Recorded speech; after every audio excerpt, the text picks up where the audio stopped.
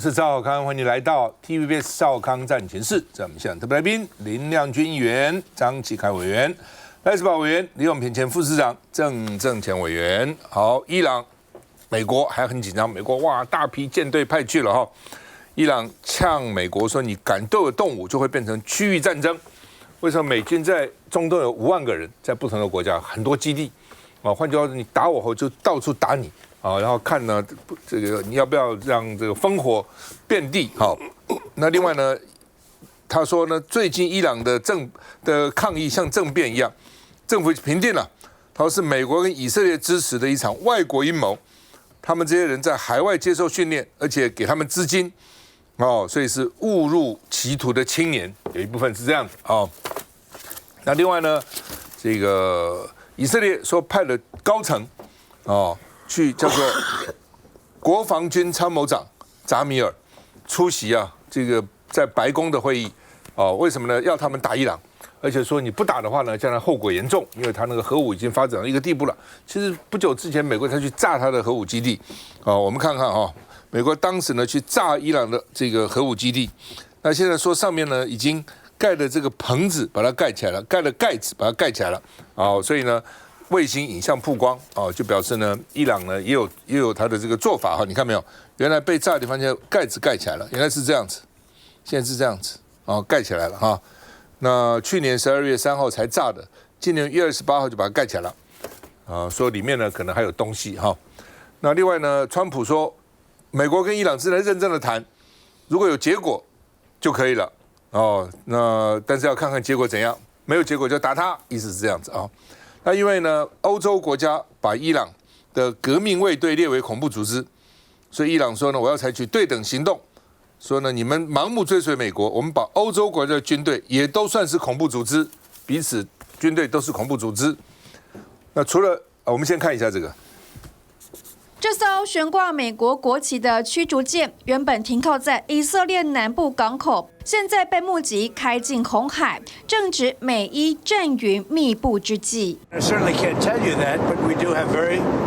big, powerful ships heading in that direction, as you know. I hope they negotiate something that's acceptable. 川普声称希望避免发动攻击，不过在伊朗外海，美军已部署1艘航空母舰、6艘驱逐舰与3艘战斗舰打击群。伊朗方面宣布全面军事戒备。آمریکایی‌ها بدونن که اگر این دفعه جنگی را بندازن این جنگ منطقه‌ای خواهد. 还有欧盟将伊朗的伊斯兰革命卫队列为恐怖组织，伊朗国会议长传军装呛虾，以牙还牙。ارتش کشورهای اروپایی گروه تروریستی محسوب می‌شوند و عواقب این اقدام به عهده اتحادیه اروپا خواهد بود. 面对哈米尼警告，美国总统川普这样说。The Supreme Leader today said that U.S. attack could spark a regional war. Giving you response to that? Why wouldn't he say that? Of course he would say that, but we have the biggest, most powerful ships in the world over there, very close, a couple of days, and hopefully we'll make a deal. If we don't make a deal, then we'll find out whether or not he was right. 喊话伊朗尽快达成协议，但也没放弃其他选项。赖委员怎么看？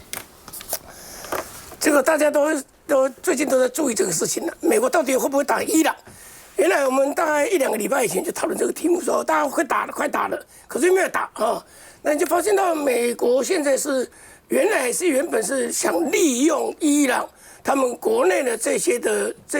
一些想要政变他的，像这个反对政府的人上街，然后是不是能够把这个政权拿下来？其实伊朗它的等于是一个是宗教式的一个政权哦，他最高的领袖是哈梅尼，但是他也有选总统，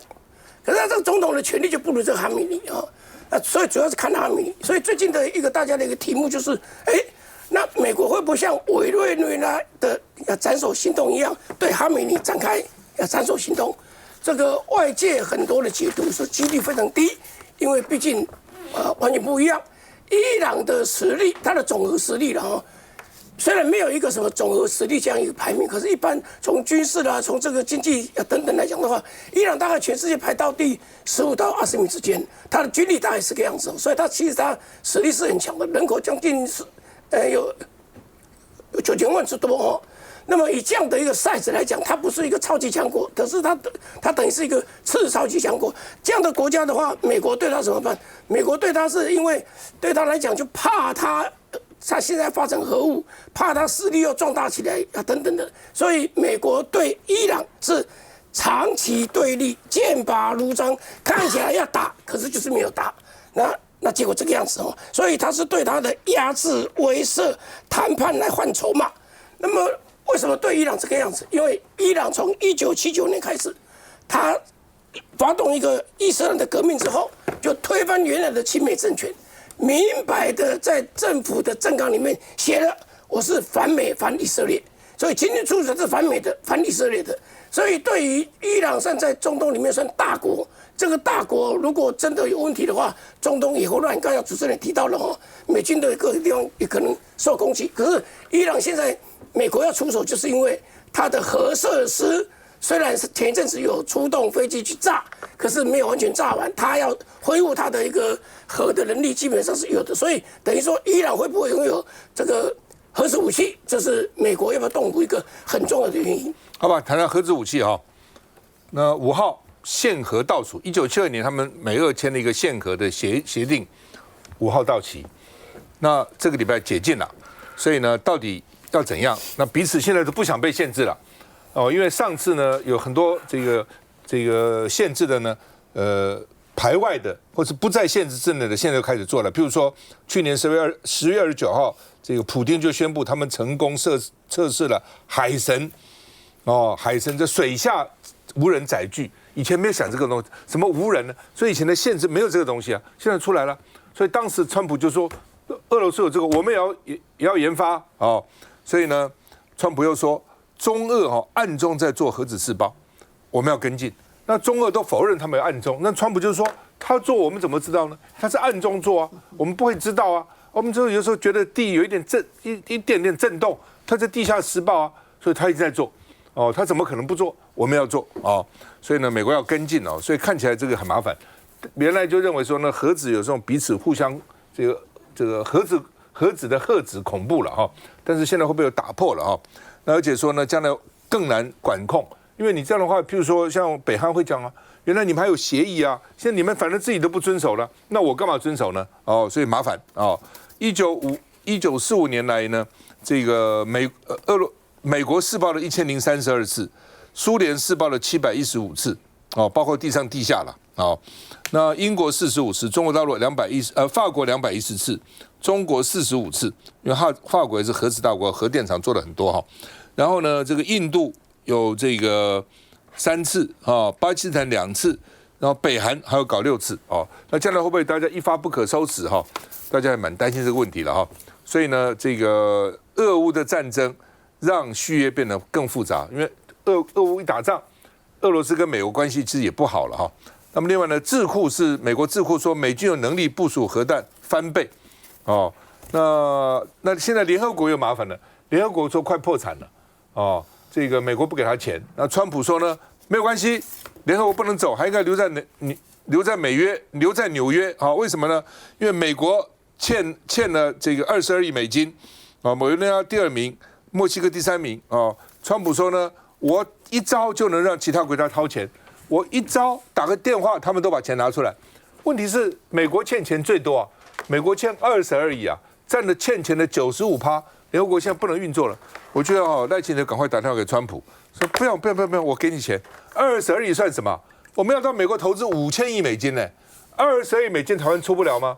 台湾出钱让联合国运作，怎样？看看怎样啊！不要笑，来永平。那个川普啊，他是不是改变对联合国的看法呢？我觉得他只是没办法忍受说，当联合国的总部离开纽约到别的国家，他确实联合国有在认真思考，就是说川普呢现在对联合国的这个相关附属组织呢都相当的不友善甚至退群退了一大堆。那么再加上呢，美国现在那个发签证的政策又收紧，动不动呢你要入境美国，他就用这个原因不给你进，用那原因不给你进。那所以联合国，我有朋友，的小孩拿到了包括像 MIT 啊、Caltech 这样的学校的读博士奖学金，因为研究的东西很敏感，都被取消了。是，对，所以这两个是很大的理由。所以对纽约对联合国来讲，它的总部设在纽约，它就产生困扰啦。譬如说联合国要开大会某些国家领袖比如说委内瑞拉那个领袖，现在美国是跑到人家委内瑞拉去把他抓起来。可是如果呢，在联合国大会的时候，美国很讨厌他，不查，然后他进去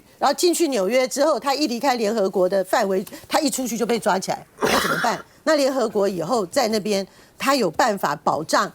到他开会的各国领袖的安危嘛？所以这里头问题很复杂。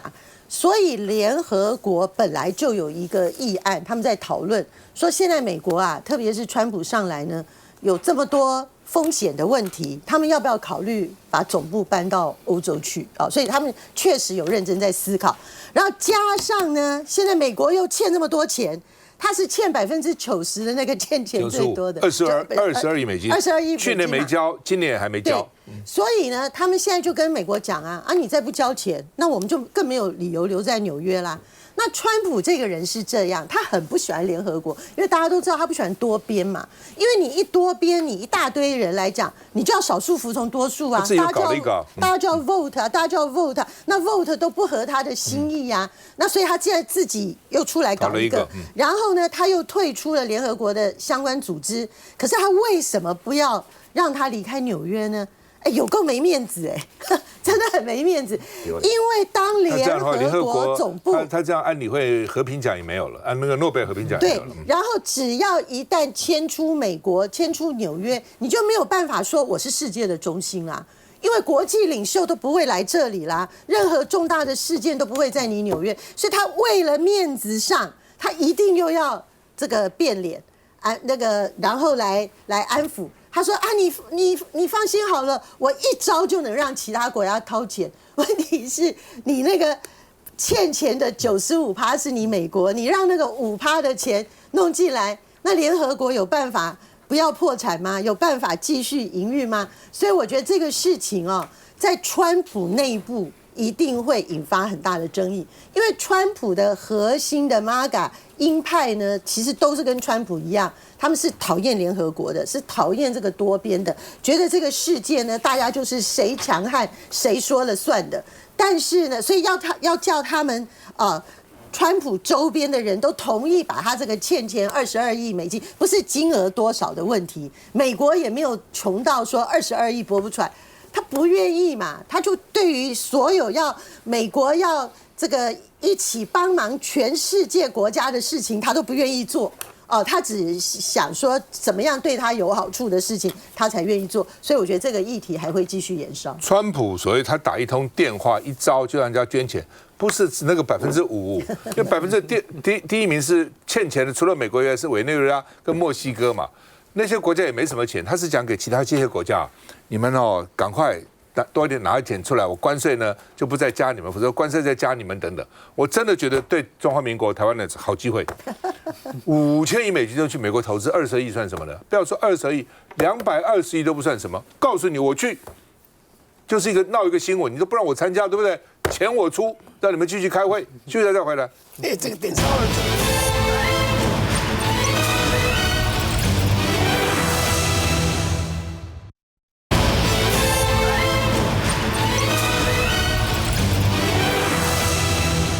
日本国会被解散了，现在要选举哈。那高市早苗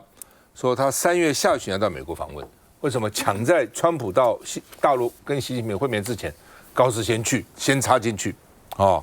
说川普政府可能用国宾的规格接待他，本来日本就是大国嘛跟美国关系其实也不错了那另外呢，这个高市早苗说他要加速开发次世代的战机日本跟英国还见面，军事同盟。日本本来就跟英国很好的，日本那时候很羡慕英国，英国那时候这个日不落国，所以你看我们到日本开车左边路是左边为什么学英国？日本的国会制度也是学英国，内阁制完全学英国，所以呢，日本非常崇拜英国。那军事同盟要升级了，而且要开发次世代的战机。不过因为选举本来呢各党党魁有个电视辩论，那高市本来答应人家去的，到上台前半个小时通知说不去了，搞得电视台大乱。就是你事先可以说我不去，但你不能说事先要去，剩下这个本来是一个超级星期天，剩下半小时不去就被人家讲说逃跑哦。那他的讲法是说，因为他在选举握手受伤了，所以呢握手握到肿，所以得了这个类风湿关节炎，不能去哦。但是别人说他了是为了怕问那个统一教的捐款。日本上次选举有38个议员还37个议员，就因为接受不当的政治现金被取消资格不能选。他这为什么敢选？意思就是说，这些被取消资格议员都是很有地方实力的，又有钱，对，你不让他选，上次选举就选不好嘛。回去这次再选，哇，那不得了了所以呢，他不愿意去参加电视节目但是没有，但是呢，没关系，为什么？他的民调还是很高啊，支不支持他的内阁63.6%支持他，不支持25.6%所以被认为说他可能单独自民党就可以过半了，如果加上维新会，可能会突破300席，搞不好都可以修宪了什么以前都不能引进核武，搞不好都可以了那为什么会这样？据说中国大陆帮他的忙。因为中国大陆现在骂他说台湾有事日本有事等等，中国大陆这样越打压他民意支持越高觉得说我们受到这个中国的打压哇，我们要团结起来，所以他民调非常高。我们看一下，日本众议院选举倒数1周，首相高市早苗却突然缺席电视台政论节目，节目方说明是手受伤了。高市后来发文表示，感谢大家对他伤势的关心。原来是因为过去几天他在和选民握手时伤到手了。他也揭露自己有类风湿性关节炎，所以手肿起来，现在已经涂药和包扎。接下来行程还是会如期前往。外国人政策の担当大臣を置きました。高市早苗太糙了吗？毕竟这场选战只有短短12天，3大日媒1月底民调都看好高市带领的自民党和合作的日本维新会合计有望过半。要维持优势，高市早苗行程马不停蹄，寒流来袭，造势演讲照样来，外交事务也没搁下。高市在东京接见英国首相施凯尔，双方在经济和安全方面都有达成共识。除了有谈到要加速共同开发次世代战機，也預計今年內會舉行外交和防衛2+2會談。欧州、大西洋と、インド太平洋、安全保障は、不可分です。日英は着実、かつ具体的に協力の歩みを進めてまいりました。It's a partnership that is strategic and collaborative. 高市早苗外交内政普遍获得选民青睐。郑贤，我觉得就高市他最近这个议题当中的时候，比方说他本来要去参加辩论，后来没有去第一个是就克谁啦因为他觉得他自己民调到63%他觉得他自己也许自民党就有可能在这一次的改选当中的时候，突破1半的一个得票那至少说他跟维新会这边过半应该不会有太大的问题那我觉得他这边有一个相关的议题，就是说他现在也在争取3月份要到美国去拜访。3月份去美国拜访当中有一个很关键的部分，他就想要在卡在川普跟习近平的会面之前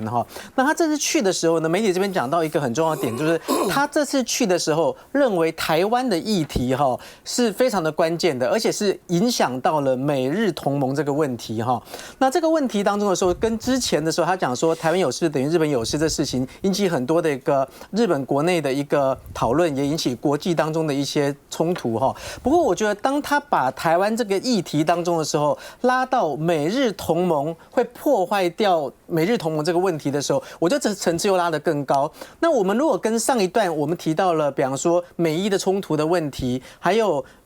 美国跟俄罗斯这边核武的一个裁减的一个问题当中，还有包括说，川普他本来想要有一个那 Border Peace， 就是和平委员会，然后现在本来说他自己弄和平委员会，现在后来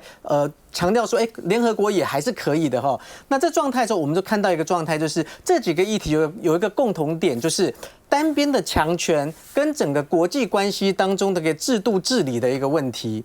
到底要怎么样去达到一个平衡？我觉得这显然是现在非常关键的一件事。那我们讲以美伊这件事情来讲的时候，美国现在的时候，坦白说，我们都不希望核扩散。说实话，核扩散对台湾也没有太大的一个利益，所以台湾原则上应该也是不喜欢核扩散的。可是当美国用人权议题当中的时候，想要去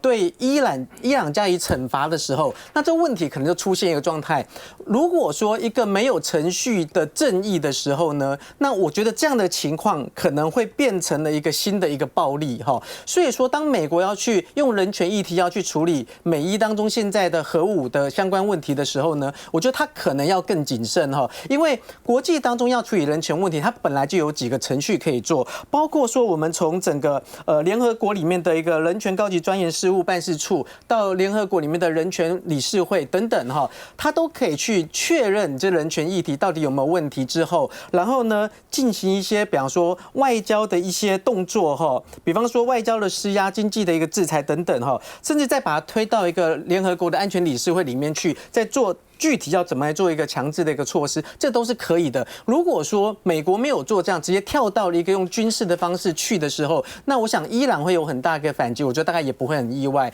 那日本这个部分的时候，我倒觉得对台湾来说可能会更关键哦，因为日美台这边还有大陆这四边的一个关系，确实是一个非常错综复杂的部分。那高市如果说现在把台湾的问题拉到美日同盟这样的层次去考虑的时候，倒是也是我们必须要特别关注的一个点。高市早苗有秀出他那个受伤的那个手，他是10个手都包了那个胶带，看起来是蛮严重的。他还讲说他有这个类风湿性的这个各个关节炎啊，看起来是支持他的这个拥护者是非常非常的这个紧，而且他目前民调非常高，他整个内阁啊民调高达63%，所以没有意外这一次啊，搞不好自民党他本身就会过半了啊。那可是刚刚郑前讲说，他现在寻求去跟川普碰面，谈美日联盟 OK， 他真的去谈台湾有事，日本有事吗？4月份川普就要去中国大陆见习近平这时候高市早苗去谈，那不是真的又搬那个石头去砸了自己的脚吗？所以我倒觉得台湾这时候在高市早苗去访问美国的时候，搬上台面这几率是低。另外谈一个最重要的那最近这2个礼拜大家关注的就是美国到底会不会打伊朗啊？刚才委员说，讲了1-2个礼拜没有打是为什么？因为美国军力还没有集结好，但是前天已经集结好，他那个规模已经比当初去斩首那个委内瑞拉那个总统，那规模就是有了，而且现在加上以色列，他又火上加油，我觉得这可能性越来越高。不过要提醒，伊朗。你就从军事的这个强度去看有人说它最高可以排到第8，最少16它是一个军事强国它是一个军事强国，而且美国在整个中东有20个基地，20基地将近5万人你变成一个那个人形的那个把那个动态那个随时会被攻击的地方所以我觉得美国会非常非常慎重，特别伊朗已经讲了，你如果一打我变成一个7亿的战争，整个美国那个就像被拖到那个整个泥淖里面去所以我们在期待就是说虽然对他这两边讲话都很硬不过期待美国跟伊朗这边不要爆发这个军事的这个冲突。美国在中东有5万美军分散不同的基地，美国在德国有5万美军，美国在日本有5万美军，美国在韩国有3万多美军。你看美国光在海外有多少军队？休息一下再回来。